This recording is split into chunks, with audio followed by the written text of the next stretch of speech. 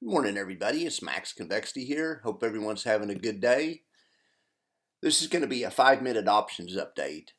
Usually it's more like 10 minutes, but if you'll allow me just a minute, I know all of you guys aren't excited about exotic option strategies, but I'm doing a series every week on a long short strategy where I have 4 or 5 option spreads that are long volatility and 4 or 5 that are short volatility strategy, and they're on at the same time. And the idea is I'm trying to make enough money off one strategy to pay for the other. I'm trying to be long and short at the same time. I've talked about it before. So I have a graphic. So the first week I did it, I started with the long strategies are on top of the weeks right here. So I did a long strategy in CRM. It was a straddle strangle swap, and it was long volatility, and it made 250 bucks. And then I took it off and immediately switched. The night of earnings, Thursday into Friday, I switched to Mara. I switched to a more typical earnings trade. In this case, just it was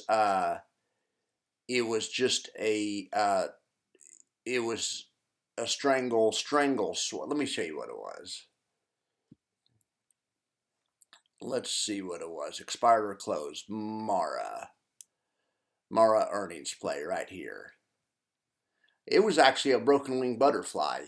I'd sold the 36 call twice, and I bought the 40 call and I bought the 26 call. It gave me a wide range of outcomes that the market could have been between, and I could have made money. Well, the market didn't cooperate, and Mara fell to under 24, Mara's around 24, and that was below the minimum where I could have made money. So that one turned out to be a loser. So there's CRM. This was actually in the first week. CRM Mara was in the first week. I should have put them in their own column, but I just combined them with this next week. So this was this past week. Then I did a Costco long straddle strangle swap. It made $780. Then I switched to a CrowdStrike short trade. On the short trade, lots of times there's straddle strangle swaps also, but they just don't have the double long legs. The only thing about strategy one is you have twice as many longs as you do shorts. There's straddle strangle swaps where you sell one straddle and buy 2 strangles. That's the long volatility strategy. On the short volatility strategy, it could be an iron condor, it could be an iron butterfly, it could be a broken wing butterfly. It just has to be the normal type of strategy that makes money by the market not moving too far. And it could be, and lately I've been doing just strangle swaps, but no double legs. Let me show you an example of it. All right, so here's an example. Here's Newmont Mining. They have earnings coming out in this next week coming up. So and I haven't done this, I was just looking at trades I could do, but I could do a trade like this. So this right here, the 34.5 put and the 34.5 call, those are sold because they're underneath the line. Those are short. And then a person could buy the 33.5 put, buy the 35.5 call, and it would give you a range of outcomes where if the stock didn't go up any more than 4%, you could make money, and you would only lose money in extreme moves. And you could even adjust sometimes I'll adjust the legs to give it a sometimes I'll do a trade like that if I think it's going to be a positive earnings trade, but I'll do something like that. Okay, so let's go back here. So for this past week, I had Costco and I did CrowdStrike. I had Broadcom and I did Victoria's Secret short vol strategies. Here's all my short vol strategies down here. So on my spreadsheet, we made $2,000 on paper on the long vol strategies, and then lost 611 on the short vol strategies. MondoDB saved me. I screenshotted a picture of it. Yeah, there it is.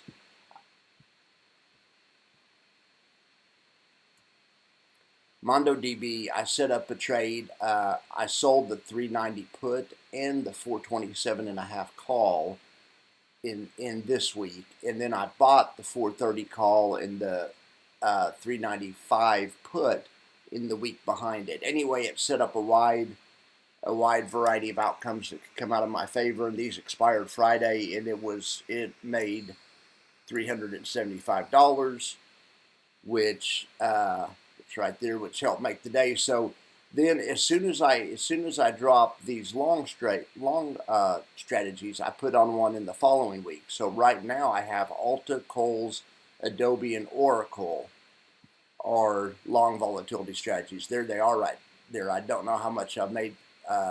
We won't know how much we make until we take them off. The idea is sometime before earnings.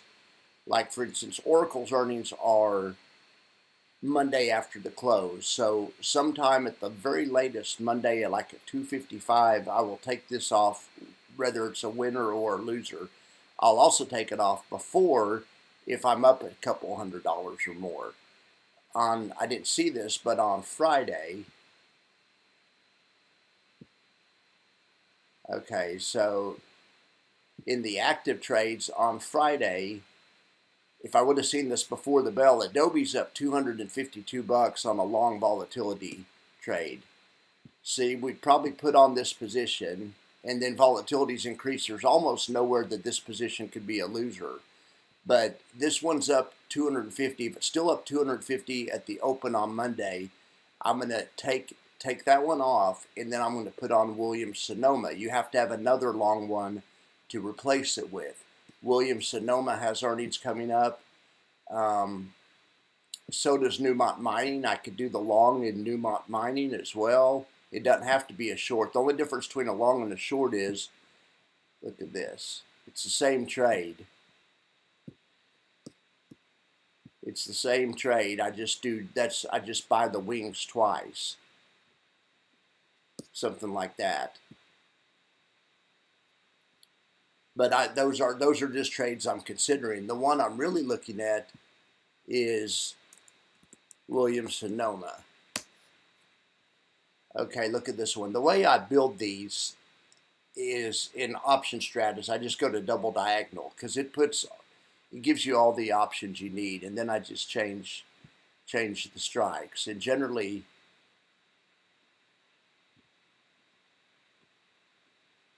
all right, so there's a short volatility trade that a person could do on WSM, Williams-Sonoma. I think they have earnings Thursday after the bell. To make that a long volatility trade, if we wanted to put that on now and trade that on into the earnings and then take it off before the earnings, all we'd have to do is double the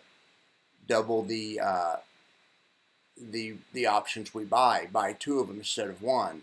So on this trade, we sold the 230 put and the 260 call in this week. They expired this week, which is when Williams-Sonoma has earnings.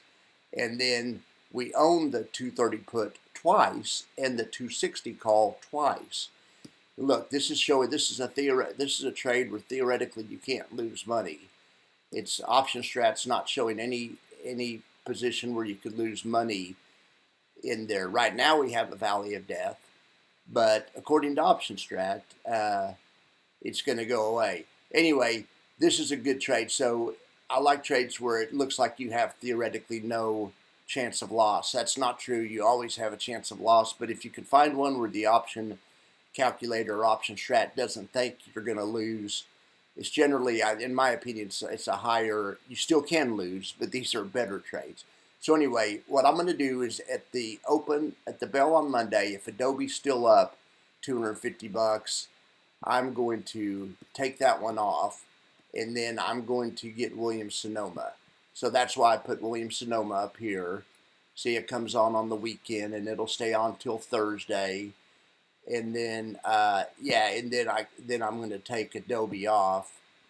I would take Adobe off right here, Monday on the open. Then put Williams-Sonoma to replace it. The idea is you always have 4 or 5 long trades, one for every day of the week. Last week we had 4. I try to find a long trade that expires Monday, Tuesday, Wednesday, Thursday. So Adobe expires, and Oracle's done Monday. Adobe we're going to get rid of Monday on the open. Oracle we'll get rid of sometime Monday. So I'll need another long to replace Oracle. And then at the same time I put on a long, so when I replace Oracle, I'll find a trade that has earnings the following Monday or Tuesday. I'll put on a long in there, then I'll simultaneously look for a short to play Monday into Tuesday. It could even be Oracle. I could even turn around, watch this.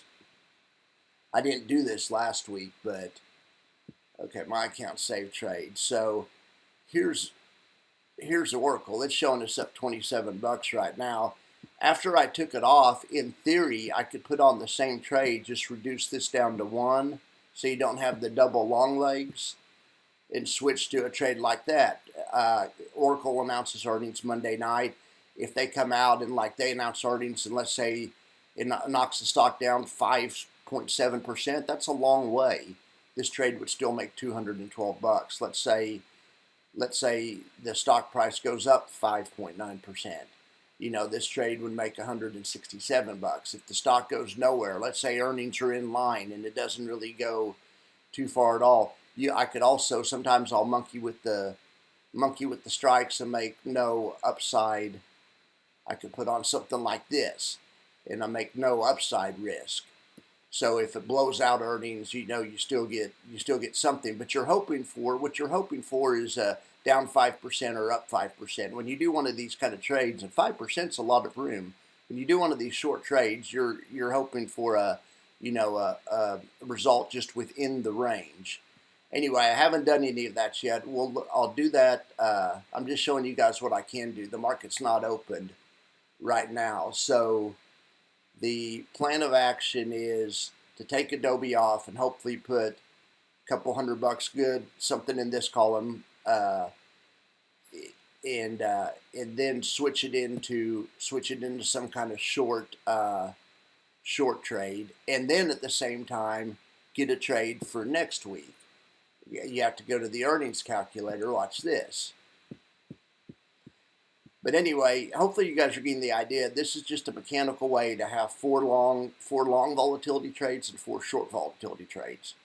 So like right now, if something blew up over the weekend, let's say the United States enters a war in Europe and they announce it over the weekend, or there's they'll say the Russians use nukes on someone somewhere and it looks like NATO's going to get in the war or whatever. Well, that would make the market drop like 10%.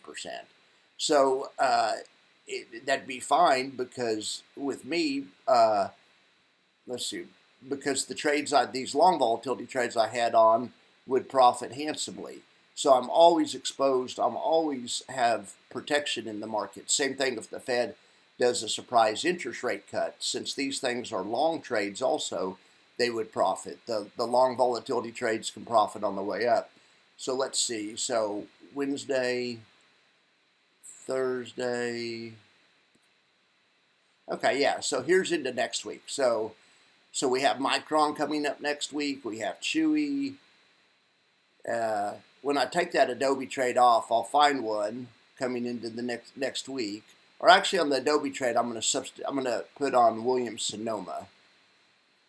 I already forgot about that.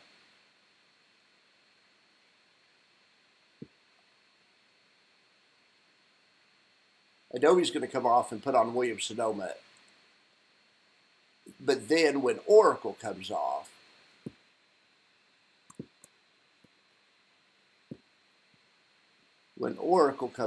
I'm going to extend.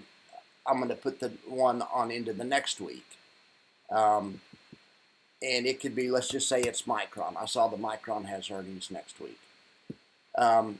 But then at the same time, Oracle comes off, then I have to find a trade for this week, a short volatility trade. Like I was showing you, it could even be Oracle itself. Or it could be any of these. Instead of being long volatility, I'll just take the double long legs off and make a short volatility trade. I know this is convoluted and complicated. I like the looks of that Williams Sonoma trade.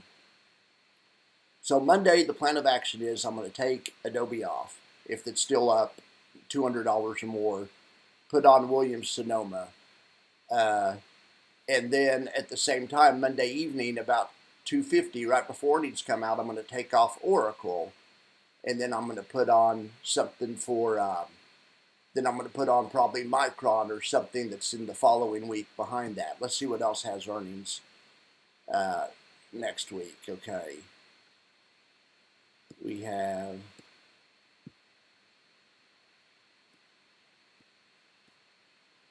Some weeks aren't great for earnings. We have General Mills, Signet Jewelers,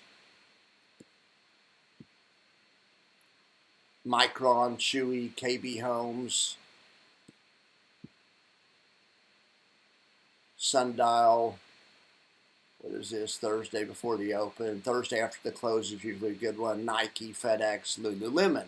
My favorite to do straddle strangle swaps on. I've told the story about my long volatility straddle strangle swap on Lululemon. I wasn't following my rule though, and I kept it on through the earnings announcement. Anyway, I got lucky and still made money.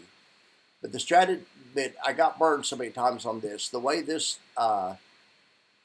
strategy was born was having the longs on prior to earnings, and then turning around and putting shorts on during earnings.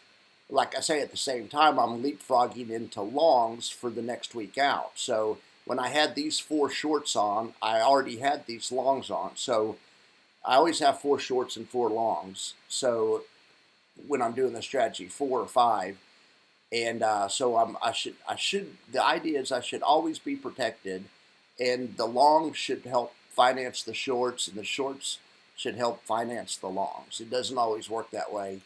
I appreciate you if you stuck with the video this long. I know this strategy is kind of complicated. I love talking about straddle strangle swaps. Anyway, I'll probably come on and do like a 5-minute update Monday right around the close, and I'll show in real time taking off the Oracle trade and putting on the Micron trade.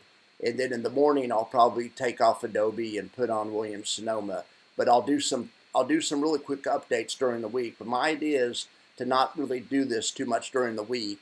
But I just want to run this test over an entire earnings season. I always do stuff like this and then quit doing it. This time I'm going to do this test. We're going to go for an entire earnings season, and I'm going to see if this strategy actually makes money, all through the summer.